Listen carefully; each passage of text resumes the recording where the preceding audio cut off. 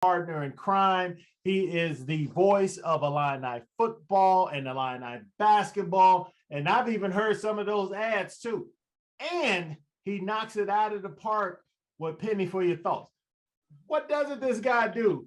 Brian Barnhart, welcome, brother. How you doing? Hey, good to see you, Deon, and happy to be on to kind of close out the year for Champagne on Ice. But yeah, you know, it's funny because I've got both jobs. I've got the talk show job that I do in Champagne, of course, every morning, and then the Illini job, which is a full-time job in itself. So you know how that is. You've got a couple of jobs, and now I only got half a job right now. So, or at least, you know, half of what I normally do. So, but it's good to be on.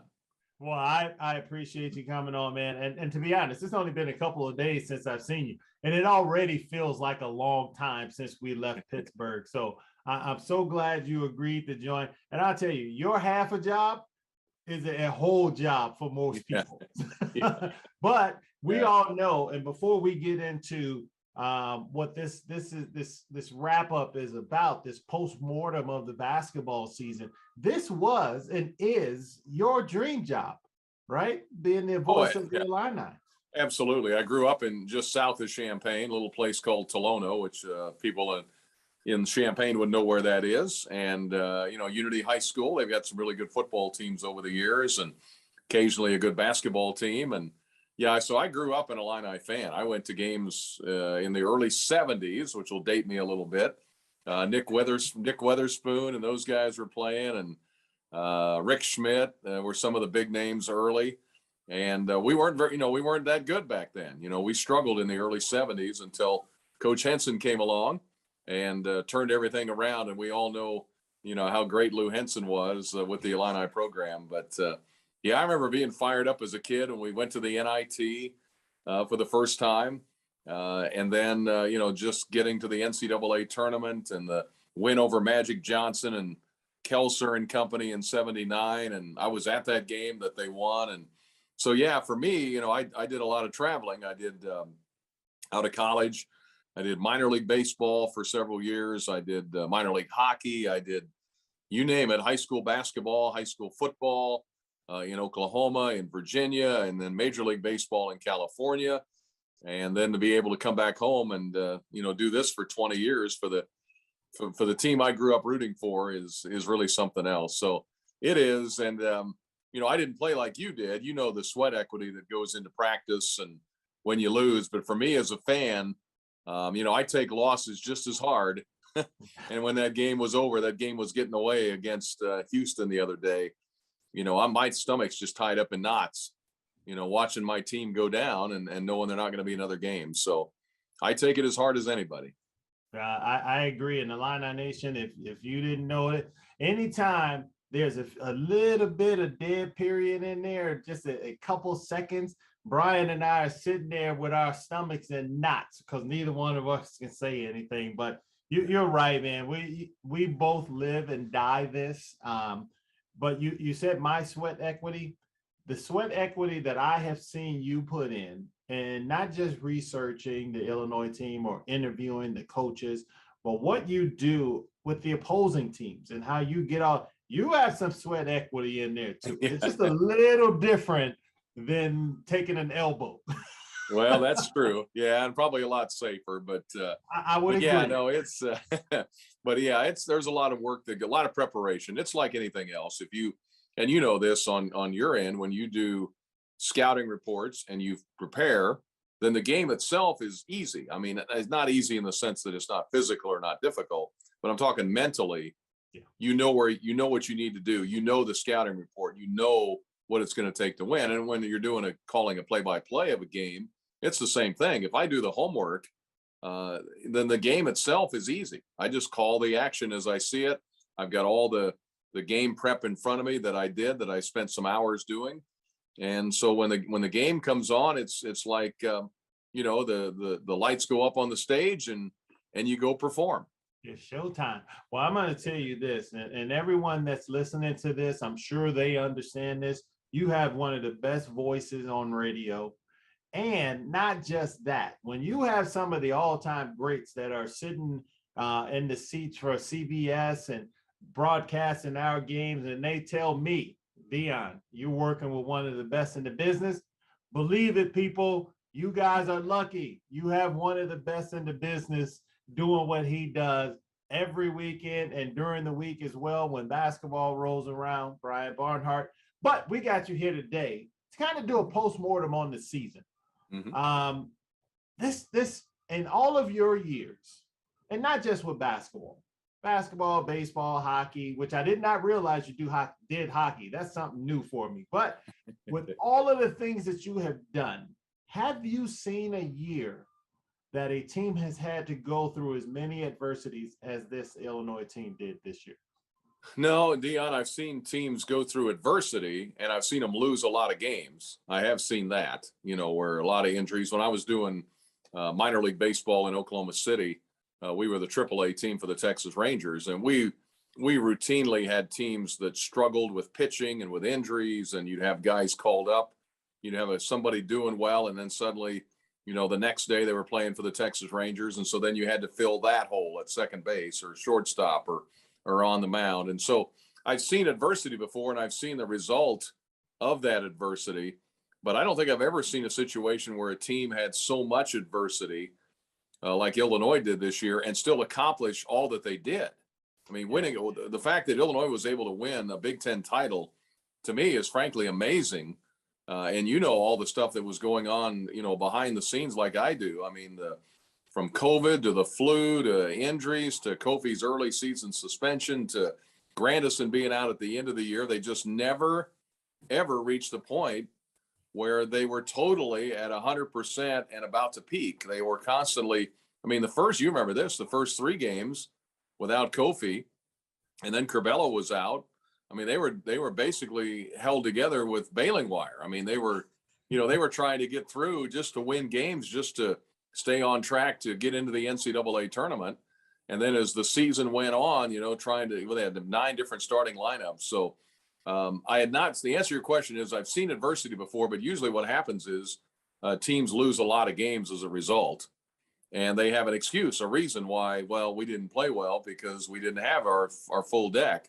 In Illinois' case, they didn't have their full deck of players all year, and they still won a Big Ten championship. And so to me, that's an amazing accomplishment, actually, what they did this year. I would agree with you, and you and I both think, and I believe you would agree with me, we have one of the best coaches in the country. And I don't think none of this happens if it wasn't for Brad's leadership and how he pieced this thing back together. You talked about the adversity. The adversity started even before the season started. Mm-hmm. You lose your whole coaching staff. Mm-hmm. I know what my thoughts were when I first saw it. What were your thoughts when you first heard that those guys may be leaving and then eventually leaving the program? Yeah, I was well, first of all, those guys, they're great guys. Orlando and Chin and Stephen Gentry's a real technician, a mastermind of offense. And that came a little later, but yeah, I was like, I don't know if you're going to find 2 better fits than those guys were. Orlando coming in with his charisma and his ability to relate to players and his connections in the recruiting world, both in Puerto Rico and out east. And he knows so many people. And of course, Chin, was a product of Chicago. He understood recruiting in Chicago. And then Stephen Gentry being such an offensive mastermind and a really close confidant of Brad. So you thought, man, that's a Final Four type recipe on your staff. And of course, they had the number 1 seed in the NCAA tournament a year ago. And I thought, man, losing those guys, whoever we get can be good, but can they be that good? But I was really, really impressed. I was impressed with, and I knew Chester Frazier would be great because I saw him as a player. You saw him as a player, but I saw him up close every day. And I knew that guy was going to be relentless in everything he does. He recruits, the way he coaches. We had a situation this year. We were so shorthanded one game, Deon. I don't know if you did that game or not, but we were so shorthanded that Chester was running the scouting report and he was playing on the scout team at the same time. He was literally doing the scouting as he was playing defense, and he was guarding everybody on the team like crazy, like he was still playing. So I knew that we would be in good hands when I heard he was coming. I was thrilled to have him back. And then, Tim Anderson, I know, has the connections in Chicago, and a lot of young men had been able to develop their game under him to wind up in the NBA. So I knew that would be a good fit. And Tim, didn't know Tim before, and really appreciated, getting to know him. And of course, Jeff is a technician too, kind of like Stephen Gentry, in the sense that he knows what Brad Underwood wants to run.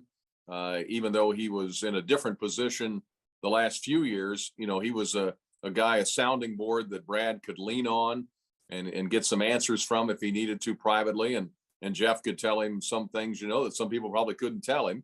No, coach, you need to think about this, or maybe we ought to do that. And of course, Jeff has all the lineage in the state of Illinois with his dad, the longtime coach at Lincoln. And so I thought it worked out really well. And as the year went on, I became more and more impressed with the staff and the job they did. I would agree with you. The job Brad did with losing your staff, putting this staff together, the individuals that he brought in, I thought were absolutely amazing. I was ecstatic when I heard Chester was coming back. Of course, I was relieved that Jeff was elevated, because I've known Jeff for years. Of course, his dad, his dad, his lineage. But when I was coaching, I would always see Jeff out on recruiting visits. And not recruiting visits, I'm sorry, but recruiting about various tournaments and things around the country. And we'd always talk Illinois basketball.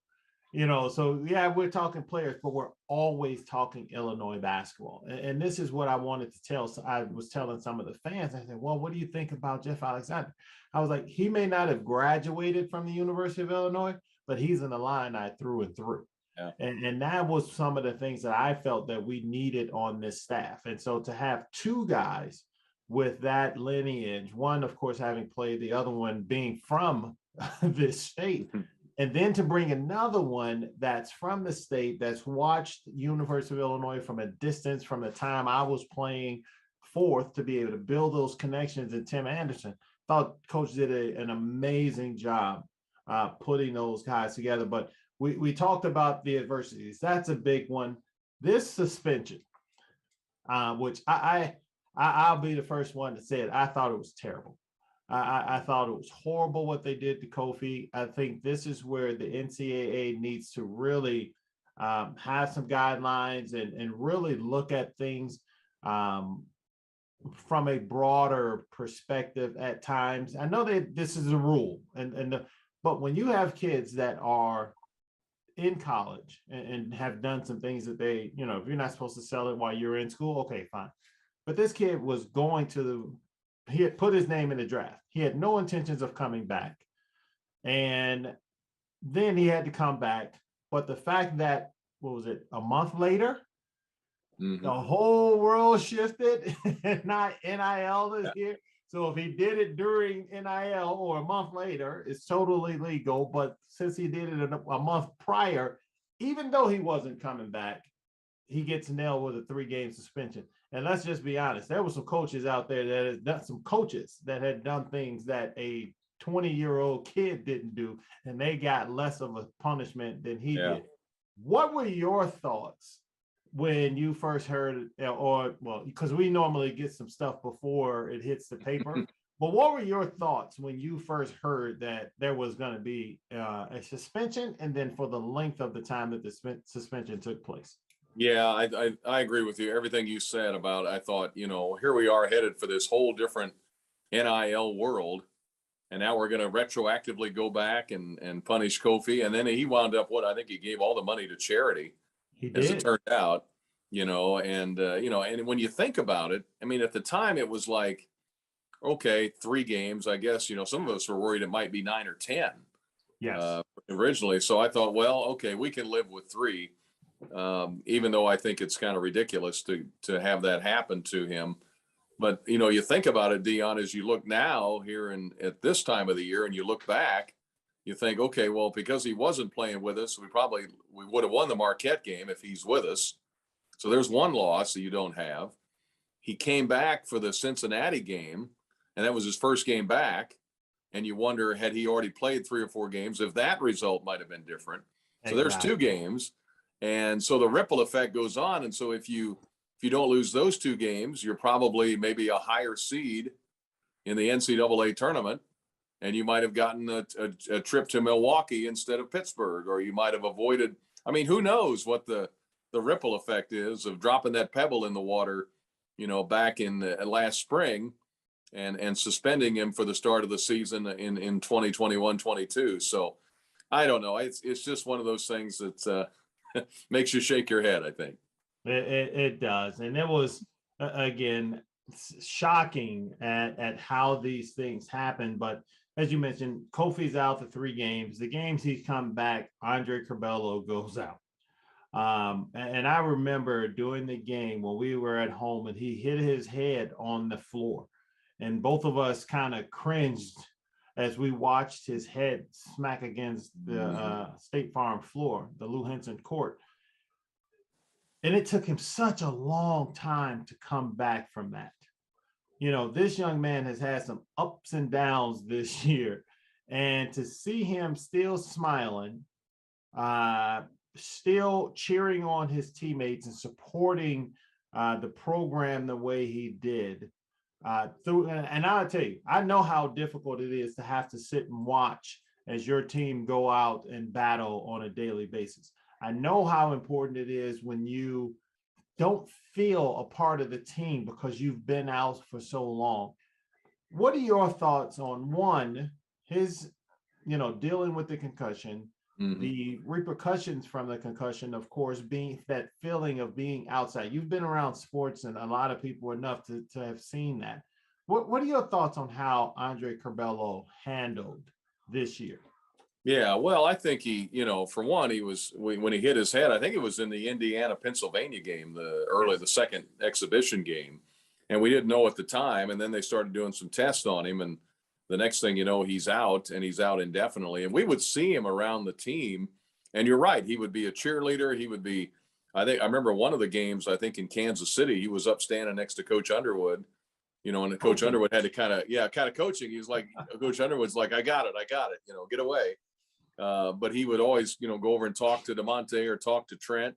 And, maybe there was something he'd point on the court, that he would point out. So he was kind of coaching as he went along. I know in the early days, right after they said he was out with concussion, he was really quiet, more quiet than normal.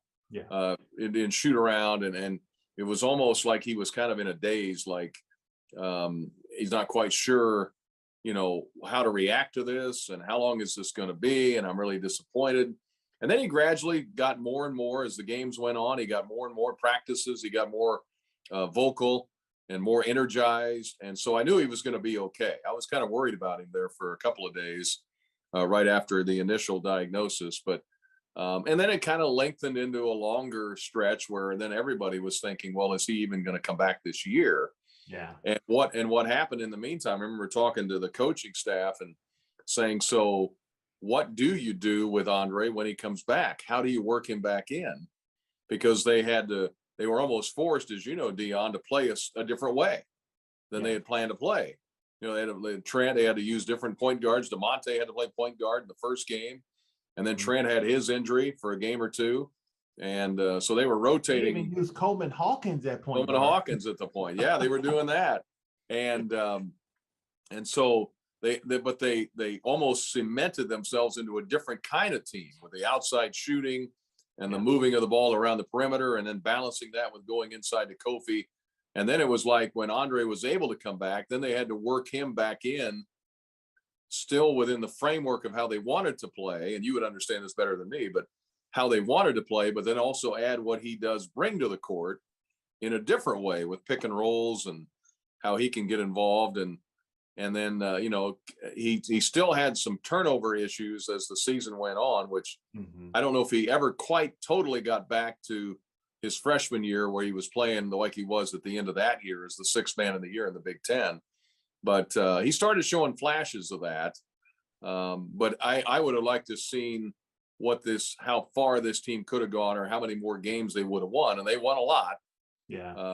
With him on a regular basis, integrated quicker into the lineup, but he missed so many games that it was just almost impossible to get that done without disrupting what you do.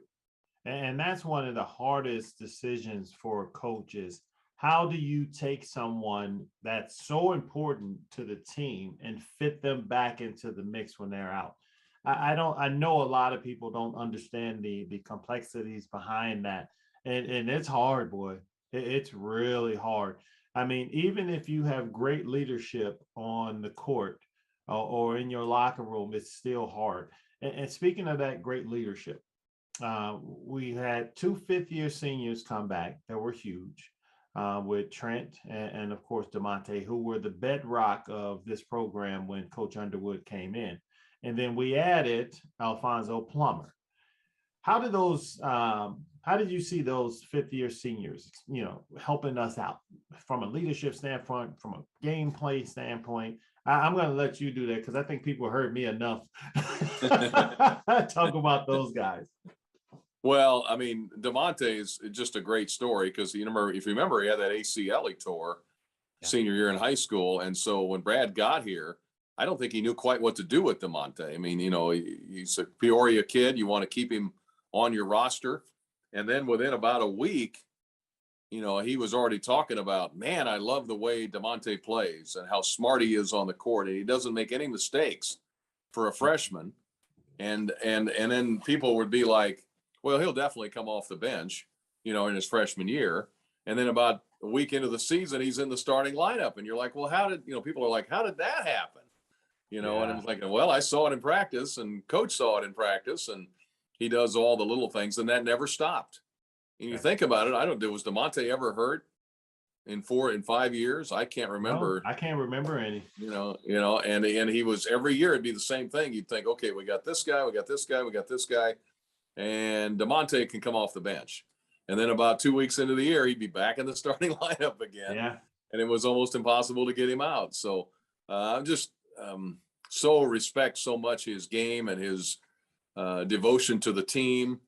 It was just impressive. And he's pretty quiet, but he's quietly funny.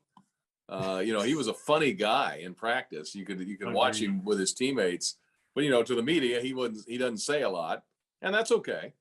I kidded him the other day that he's probably going to be a TV analyst someday, after all this, because he's got a great sense of humor, and I'm not going to do that. But and then Trent, was the guy that could have left, after the coaching change, and said right away he was coming back, and I'm just so impressed with Trent, how he went from the only guy we had that first year that could really score to a defensive all Big Ten player, to coming back again later last year and then this year to be, the scorer that he was. Yeah. And to do all of that. And I know what our coaches say about him because we hear it all the time in the interviews. But what it really, to me, tells the tale is what other coaches say about your guys. Yes. And every one of them, Matt Painter just raved about Trent. He goes, we run more plays than the Dallas Cowboys, and Trent knows every play. He takes out every one of them. And Tom Izzo, man, every team, championship level team's got to have a warrior, a guy like a Mateen Cleaves or whatever that just is not going to lose. And he may not have a great day, but he's going to do other things. And then, of course, Plummer just, Brett Underwood told me before the season, he said, you're going to love the way this guy shoots.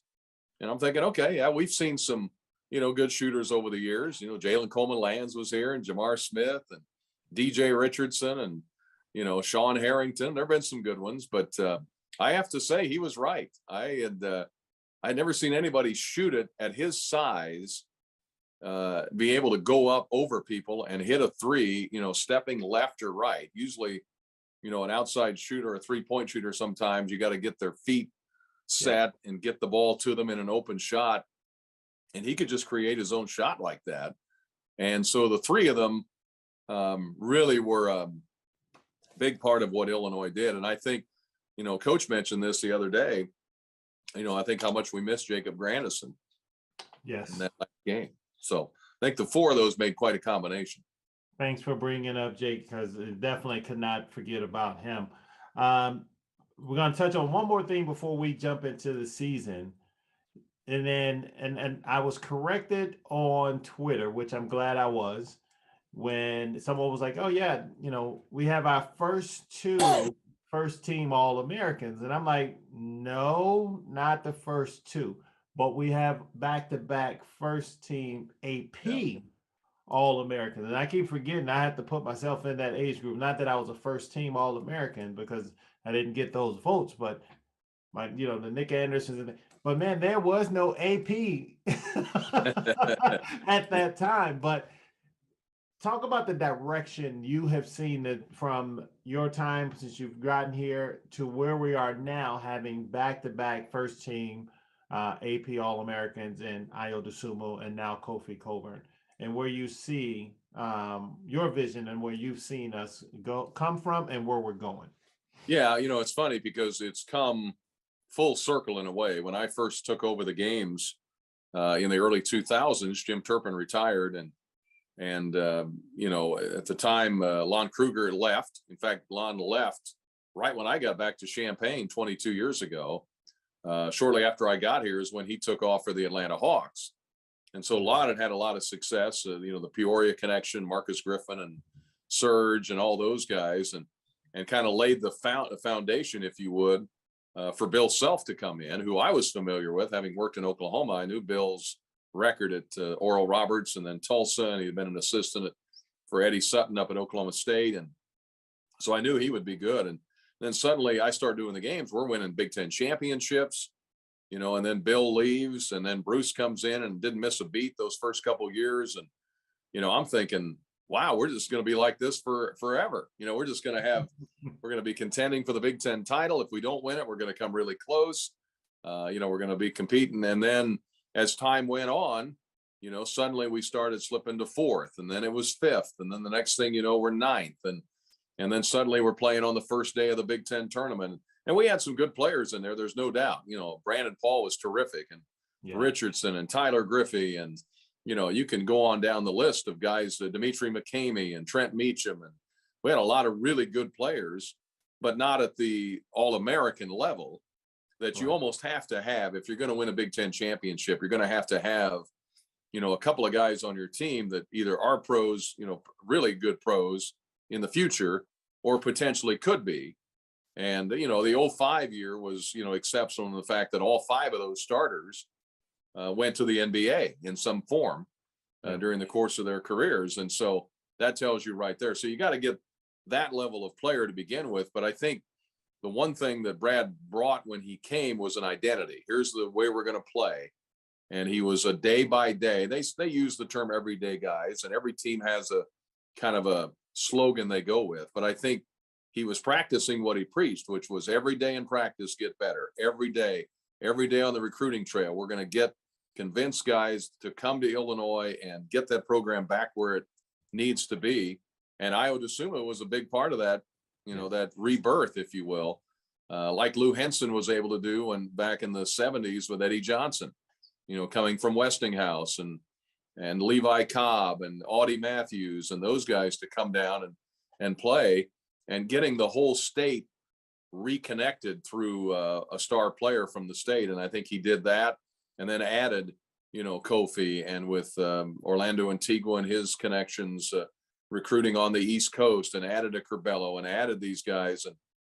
But it was a day by day process. And then just, it seems like we've come full circle now, back from my early days doing the games to winning Big Ten championships. Now went through a bit of a drought, and then back at it this year.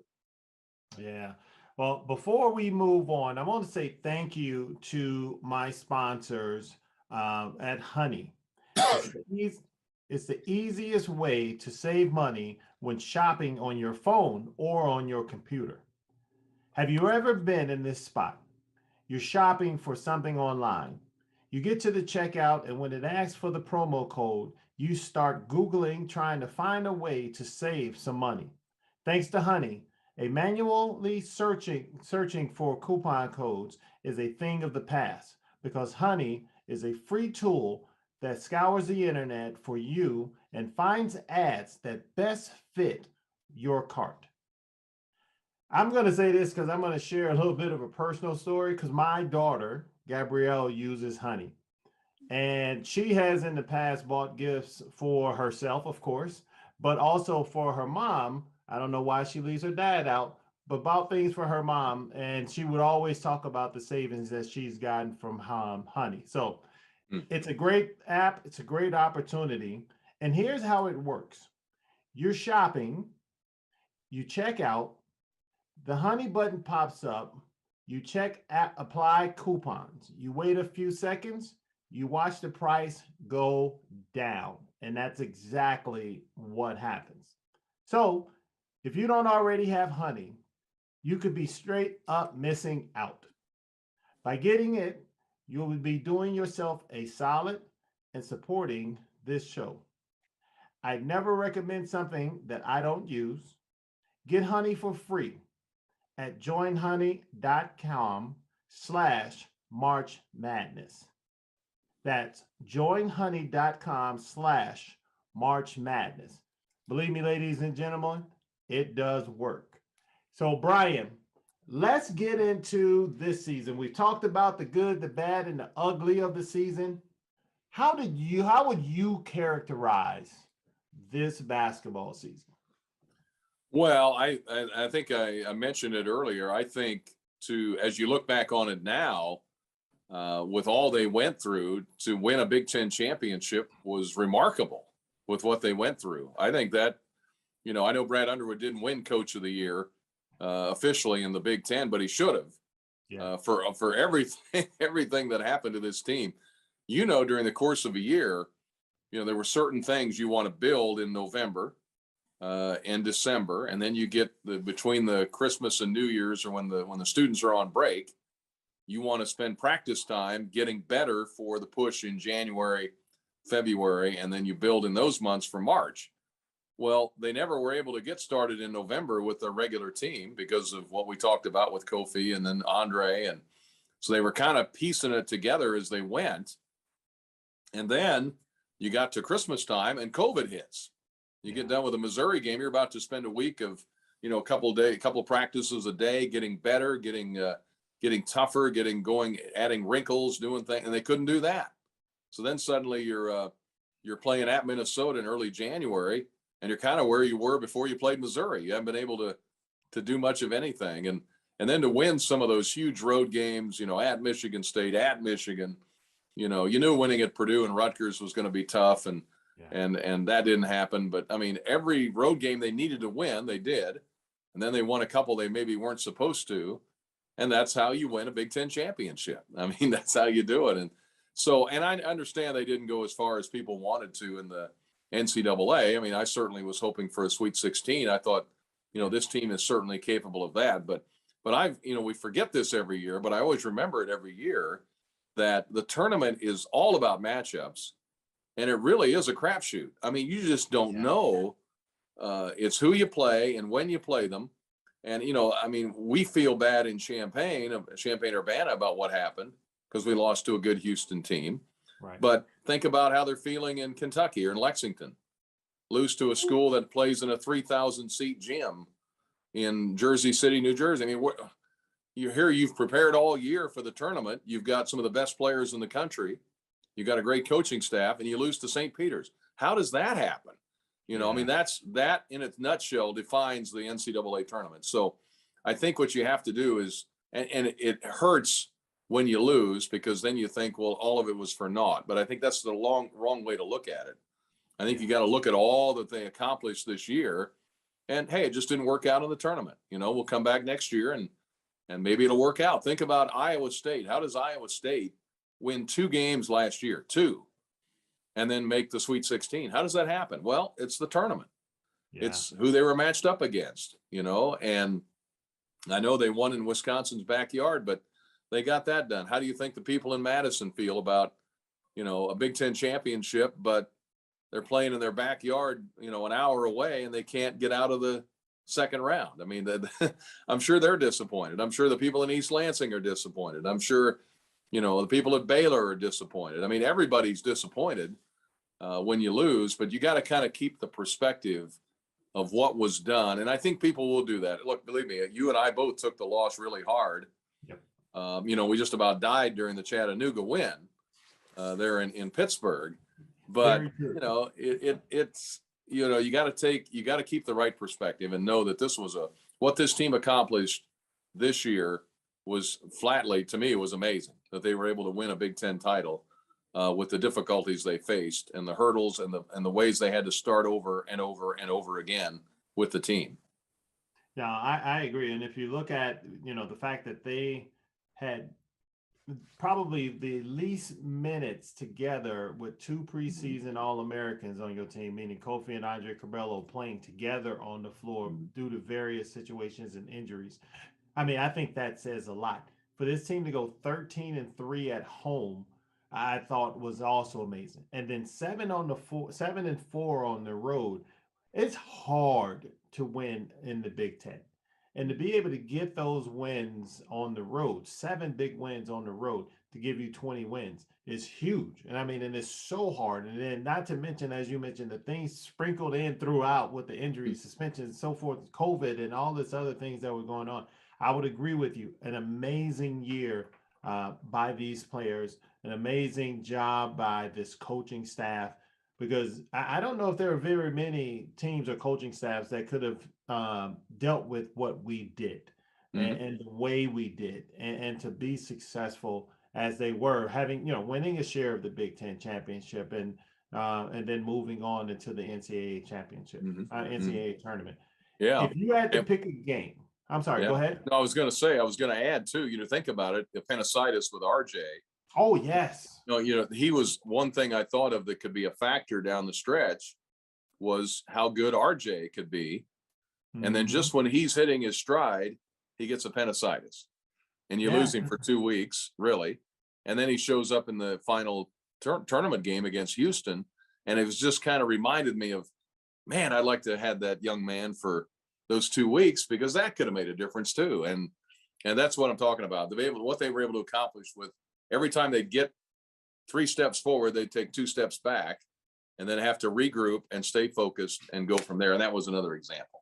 And that's a great example, because if you remember correctly, he had just had 2 really big games where he had made some great plays in those 2 games before the appendicitis. And no, but he had 3 games where he had done something that was really significant in helping Illinois before he ended up going down. Because you and I had even talked about, man, maybe we need to insert him into the starting lineup.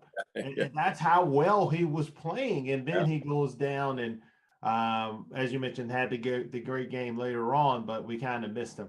If there's a game this year, and I'm sure you could probably pick one, or maybe you can't. I know, what game was it that you would say, man, this was when I knew we were going to be good? That's a good question. Well, I think the game that told me that how good we could be was the Arizona game. Because to me, Arizona was still the 2 teams that we saw this year in person that I thought were the best teams in the country, just what I had seen up close.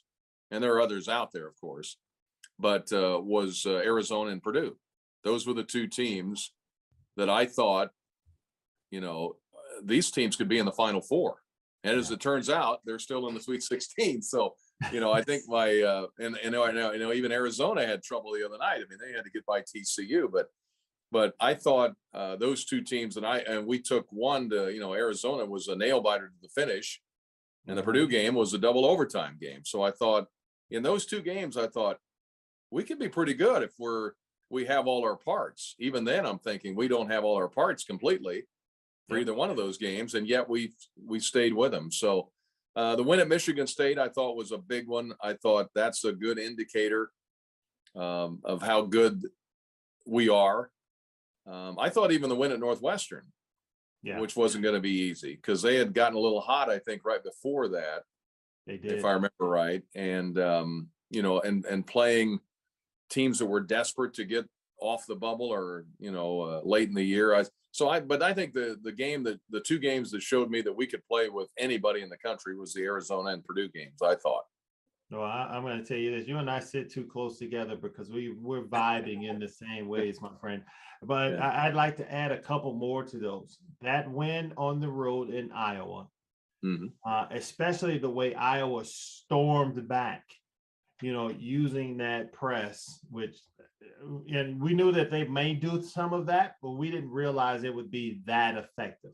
The way they stormed back during using that press.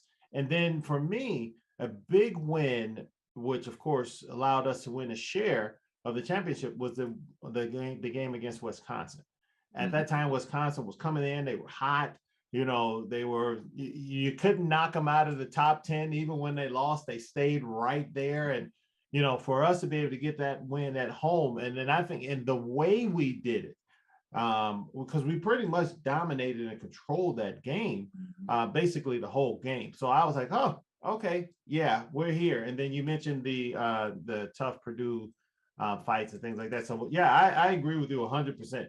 Those were some matchups that showed me that we could be a really good team. So we make it through this season. I mean, through the regular season. We close out Iowa at home. Was that not the best atmosphere? I can say, outside of winning and probably more so winning the championship in Maccabi Tel Aviv, I thought was going to be the epitome because it was just so crazy. But that, to me, that win over Iowa, as we talked about, surpassed that. One, because we beat Iowa.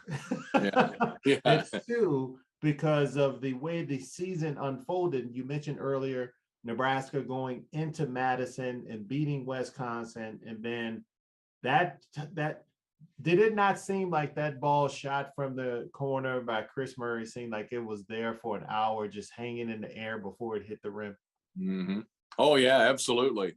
Yeah, that whole day was kind of one you kind of write about later because, and I hope people remember the events of that day, because not only the game itself and that last shot by Chris Murray that didn't go in, and but you think about the day itself. You went into the day needing help from the bottom team in the conference to win at the top team in the conference, and you thought, well, that's kind of a long shot, and Wisconsin had just won a share of the title a couple of nights earlier, and they could clinch it outright, and the game was almost an afterthought. Like, okay, yeah, they got to play Nebraska, and then Nebraska doesn't have their best player. I'm walking into the shoot around for Illinois to get ready to do some interviews and with coach and his staff, and I hear Trey McGowan's isn't playing. I'm thinking, okay, well, that's not good. That's not going to help. And then then they jump up, and I'm sitting there with my earpiece in my ear, watching the shoot around, and I'm trying not to react too much, but like Nebraska's up 15 or whatever it was. Yeah. And I'm thinking, wow, this is interesting. And then I did some interviews, and when I got back, they were down 4, I think. And then suddenly they're down 8, and I find out Trey McGowan's has been thrown out of the game. And all these texts are coming into my phone saying, oh, the referees are trying to give it to Wisconsin, and there's all of this, and then Nebraska gets down 8 or 10, whatever it was. And I'm thinking, okay, well, it's going to be a nice night.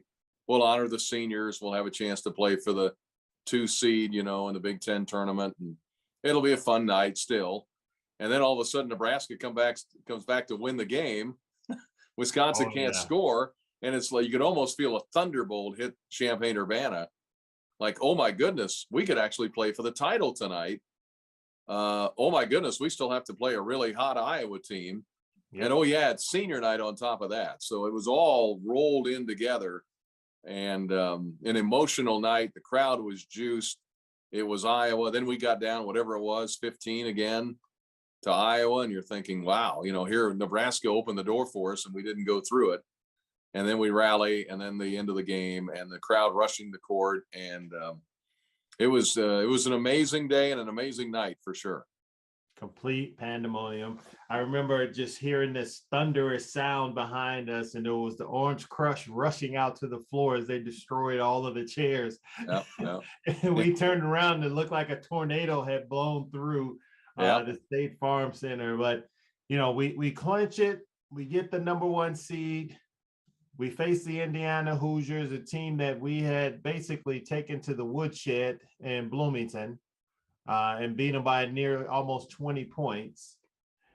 Do you think there was a bit of a letdown, emotional or energy-wise, going into that Indiana game? and we still had a chance to win, and we drop it by 2 in Indianapolis. Yeah, I know the coaches had told me when they saw Wisconsin celebrate the way they did after they beat Purdue the week before to win a share of the title. They said it's hard to get that emotion back in the bottle for the next game against a team, that on paper you should beat. And I think that happened to Wisconsin in their game with Nebraska. And so I was a little concerned about it. It was funny because I was watching the Indiana-Michigan game, the 8-9 game at the Big Ten tournament on Thursday, and Michigan was way out in front of Indiana. And I thought, well, that's so much for Indiana. We're not going to see them again. And then so a lot of the Illini fans were, when Indiana started to come back, they're cheering for Indiana, which is hard for me to do. I grew up not liking Indiana very much, Bob Knight and all those guys. And so I'm like, yeah, I don't know if I'd rather play Indiana in Indianapolis or Michigan. I don't know. We've had our issues with Michigan, of course, and what happened a year ago. So I didn't know who to root for. Right. But then it winds up being Indiana who wins the game, and I was a little concerned because they had played a game the day before and won it in emotional fashion. We hadn't played since rushing the court, the storming of the court against Iowa. Mm-hmm. We had already it was a different year because the previous year we had been denied a Big Ten trophy regular season because of the ruling by the commissioner and the conference. And so our guys had a chip on their shoulder the year before in 2021. Right. And so I knew that they were going to spend a lot of energy on that Big Ten tournament. I didn't have the same feel. I'm like, well, if they win it, great. That's, the cherry on the sundae. If they don't win, okay, we'll go back to Champaign and get ready for the tournament. So I don't know. I'm not saying that was their attitude. That was more my feeling was, was there so much emotion poured into that Iowa game? Could they bounce back and have to play an Indiana team, less than an hour from their home campus? What would that turn out like? And despite Illinois not playing well, they had a shot to win the game. Yeah. Just didn't win it. Yeah, that was, I will have to say, it was one of my concerns. I thought we matched up better against Indiana, but Trace Jackson Davis played out of his mind that day, and those guys got the win. So we also heard, and I think we witnessed the curse of the Big Ten championship. Mm-hmm. As you mentioned, we battled, won last year out the first round. We watch Iowa battle. They're out the first round of the NCAA tournament as well. So having lost that game, I felt we had some time to rest. Was hopefully would be able to get Jacob Granderson, from his injury. But I was also afraid of having that amount of time off. And that Chattanooga game, man, it seems like all of those things came to a head because we led for, I think you said 25 seconds. 25 seconds. Did you see that? Well, I'm sure you didn't see that coming. But what were your thoughts on how the season ended with Indiana going into the NCAA tournament, and then of course that game against Chattanooga? Yeah, I was kind of I was torn because I thought they needed the rest mentally and physically. So I was okay. You're never happy to lose, but if you're going to lose, okay, go home, get some rest. And so I thought they would. I thought they would come out and play really well against Chattanooga. I thought, okay, here's what because they said all the right things, and they talked about how the loss to Loyola last year really stuck in their craw, and how they use that as motivation, and they talked a lot about it. And I thought, okay, they're focused on it, and then they come out and get down 20-6 out of the gate, and I'm like, wait a minute, are you guys ready or what? And so, but then to their credit, they fought their way back into it. And stayed close, way too close for comfort. But in the tournament, either the team and Chattanooga had won 27 games, so they know how to win. Good. They're a good team, and had a Kansas transfer and a couple other transfers that were really good, and so I didn't expect to blow them out. I just expected a better start. Right. And then they had enough win the game at the end. Of course, Coleman Hawkins was big with the block at the end of the game, and they pulled it out. So, and then I thought, well, okay, they're going to come out fast in the game with Houston because they saw what happens when you don't start fast in the NCAA tournament. You spend the rest of the time digging yourself out, and they started better against Houston, but they just playing a better team. Houston they won 30 games, 30-5. Right. I mean, that's a lot of wins. I don't care who you're playing. And they played good defense, so I knew it was going to be tough to score. And so the two games were a lot alike in a sense of the inability of the Illini to score on a consistent basis. Well, as you know, I'm the forever optimist. I never think we're going to lose, and I think that's one of the reasons I'm crushed when we do. But I knew that would be a tall test. I knew we would almost have to play a perfect game against a very, very, very good Houston team. As you mentioned, Ken Palm ratings, they were number 1 or number 2 defensively in the country. They showed that.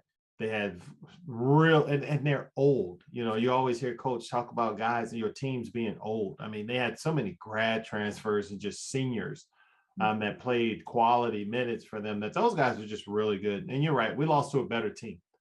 And that team is probably going to go on and shock another couple of people here. I wouldn't be surprised if we see them in the Final Four to be honest, but because they're really good. But I agree with you, Brian. Overall, in my opinion, great job by the coaching staff. Great season. One of these seasons that, you know, other than having the COVID season, you know, this might be right there with just, you know, how difficult it was for these guys to play and get forward. So what do you see moving forward, Brian? This one's over. How do you see the next one? Yeah, it's going to be interesting. Kind of depends on who comes back. You know, does Kofi come back? You know, I know the NIL things that are available to him. His opportunities are pretty big at Illinois. You know, has he improved his game enough? And I think he has improved his game, but has he improved it enough to get to the next level? We're going to see. You know, you're going to lose a lot of the anchors of your team. You know, Trent and DeMonte and Jacob and Plummer and those guys. And, you know, you hope if Andre comes back, and I assume he will in this day and age. He did say it on Twitter. Yeah. But of course we know how that can change. Yeah. And I've always assumed he's coming back. Other people are more like, no, I think he's going to transfer. And I'm like, the vibes I've gotten is he's not. I think he'd like to come back and have a full healthy year, start to finish. Yes. And show what he can do. So my expectation he would be back. And then of course Goody, I think, is going to be a star. I think coach is right about that. I think Pajemski is going to bring a lot to the table. He was just kind of stuck in a place where there was so much talent in front of him. He couldn't get in there. And then of course Melendez, I think, is going to be a star too. I think we've seen, you know, the launch of a career by the time he's you know, an upperclassman, how good he's going to be. Length and athleticism and size, you know. He's going to be really good. And then you got the new kids coming in, you know, too. The freshmen are coming in. You've got some outstanding guards. And, you know, I'm really excited about the future. I think Brad's got it going in the right direction. And I think, you know, it's one of the reasons I think that, you know, he's staying at Illinois, you know, is not interested anywhere else, because he's built a foundation. And he's built on it, and he's built a successful building, and he's in a great conference. And you know, I think we've got a really good thing going, and I don't see it slowing down anytime soon. Nor do I. I think, you know, the 3 freshmen we have, man, they all showed at some point how valuable they are and the players that they're going to be. I think Ty Rogers is going to be an absolute star for us. I love Jaden Epps. And Sincere Harris, you know, the video that I've seen, I haven't seen him play personally. The video I've seen kind of gives me Luther Head vibes, which I'm loving. But I'm excited to see Dane Danger at his skill level alongside a Kofi, or with a really athletic Omar Payne, and being able to run some more of that high-low stuff with a guy that passes the ball the way he does. Yeah, the future is bright. I mean, it's very bright. I think we become whether Kofi comes back or not, which, he comes back, puts you on a totally different level. But if he doesn't come back, and this team is beginning to look like the typical Brad Underwood teams, long on the wings, athletic, great shooters, hardworking, hard-nosed guys. And that bodes well for the program and for the program to be successful.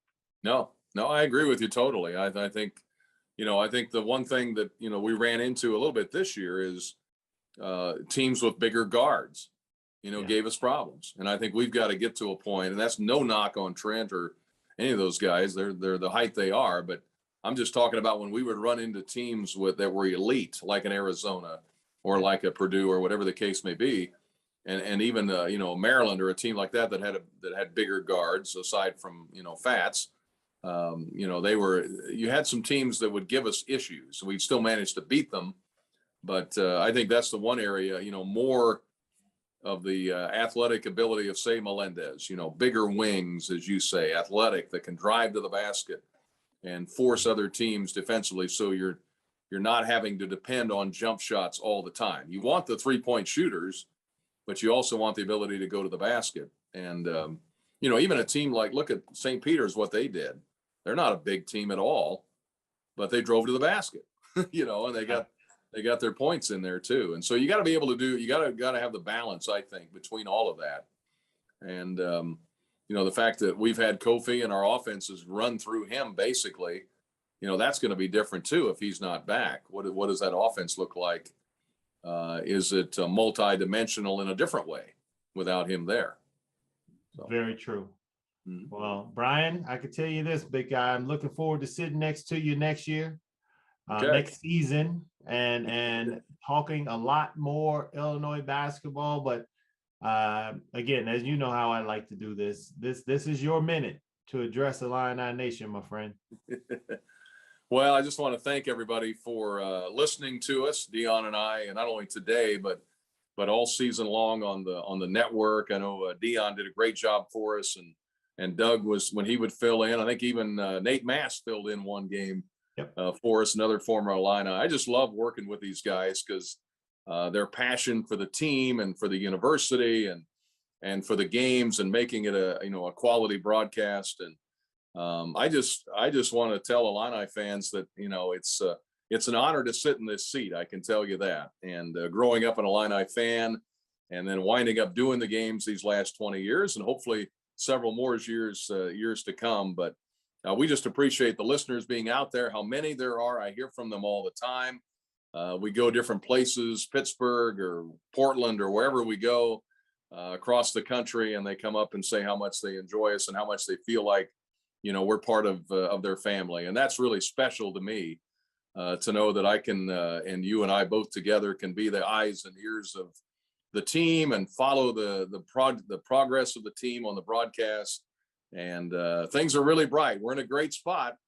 And, just keep thinking positive things here going forward, because I think we have a reason, to be positive here at Illinois. Yeah. Well, Brian, appreciate you as always, my friend. Could not do this without you. It is always a joy to work with you, to learn from you. And Illini Nation, we appreciate you. I appreciate you for this year. I appreciate all of those that turned off the other guys and listened to Brian and I during the game. I'm sure I'm not the only one that got a lot of those. Oh, yeah. So, thank you. This is not the last Champagne on Ice for the year. We will shift into maybe a little bit different format, maybe do some, interview some of the other programs on campus, but keep an ear out. I'll let you know when we're going to be back on. But thank you, Illini Nation, for your support. And again, as always, please support the Field of 68 Media. These guys, I could not be on here if it wasn't for them. They've done a great job working with me and helping me grow and develop Champagne on Ice. And for my sponsor for today, Honey, use those coupons. Check out the app. It has been used in my house, and I will say that I appreciate my daughters not breaking my pockets because they use it more than I do. So, honey, thank you very much. To my producer, John Surratt, thank you, man. It's been great working with you. I know they bounced me around between a couple of producers earlier on in the season, but it's been a pleasure working with you. You have been nothing but professional and helpful. I love the show ideas that you've given that we've been able to put in place. So thank you, my friend. But Illini Nation, we're going to close it out. Thank you so much. Love, peace, and every. See you next season.